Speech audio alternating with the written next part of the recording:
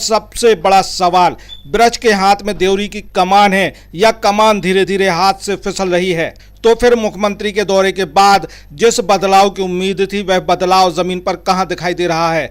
स्थानीय विधायक ब्रज बिहारी पटेरिया के लिए भी यह समय सवालों से बचने का नहीं बल्कि सवालों का जवाब देने का है, क्योंकि विधायक का काम सिर्फ क्षेत्र में मौजूद रहना नहीं बल्कि क्षेत्र की समस्याओं को प्रशासन के सामने मजबूती से रखना और समाधान तक पहुंचाना भी है।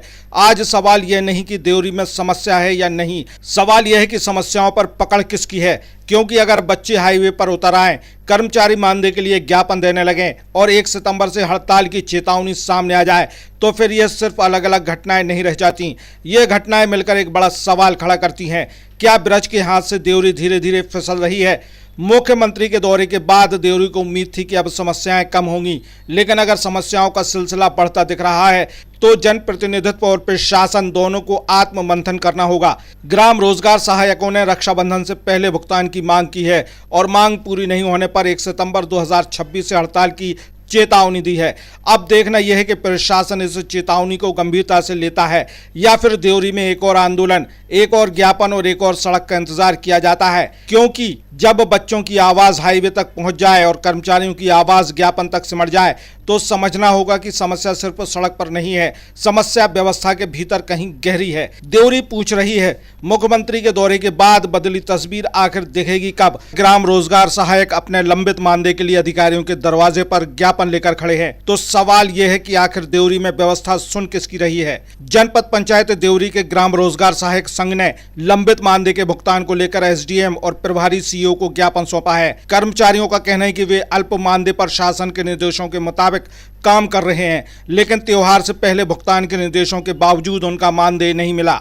सबसे बड़ा सवाल यही है, जब दूसरे कर्मचारियों के वेतन भुगतान के लिए फंड उपलब्ध हो सकता है तो ग्राम रोजगार सहायकों के मानदेय के लिए फंड का संकट क्यों? क्या फंड की कमी है या फिर प्राथमिकताओं का संकट है? ग्राम रोजगार सहायकों का आरोप है कि मनरेगा स्टाफ के भुगतान के बाद उनके मानदेय के लिए फंड समाप्त होने की स्थिति बताई जा रही है। अगर ऐसा है तो सवाल यह भी है कि फंड मैनेजमेंट की जिम्मेदारी किसकी है? क्योंकि कर्मचारी से काम पूरा चाहिए, लेकिन जब उसकी मेहनत की कीमत देने की बारी आए तो सिस्टम के पास फंड की कहानी तैयार है। और यही तस्वीर देवरी के लिए चिंता का विषय है।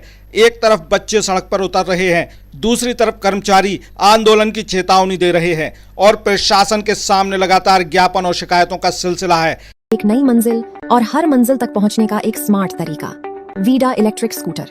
डिजिटल डिस्प्ले, एलईडी लाइट्स, आरामदायक राइड, शहर की सड़कों पर सफर, बेहतरीन डिजाइन, स्मार्ट फीचर्स और हर सफर में शानदार आराम, ताकि हर राइड बने यादगार। चाहे ऑफिस जाना हो, कॉलेज या रोजमर्रा का सफर, वीडा हर मोड़ पर आपका भरोसेमंद साथी है। वीडा इलेक्ट्रिक स्कूटर, भविष्य की सवारी आज आपके साथ। सेंट्रल मोटर्स, भगवानगंज, सागर। आज ही विजिट करें और अपनी नई वीडा घर ले जाएं। त्योहारों में स्पेशल ऑफर के साथ साहिल होंडा में आपका स्वागत है।